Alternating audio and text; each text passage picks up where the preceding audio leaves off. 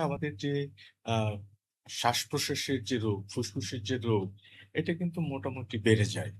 এবং এই সময় দেখা যায় যে ১ম এ শুরু হয় যে ঠান্ডা দিয়ে রাইনাইটিস, তারপরে হচ্ছে আপার এয়ারওয়ে ট্র্যাক্ট ইনফেকশন যেমন ফ্যারিনজাইটিস, হুম, ল্যারিনজাইটিস, সাইনোসাইটিস এগুলি বেড়ে যায়।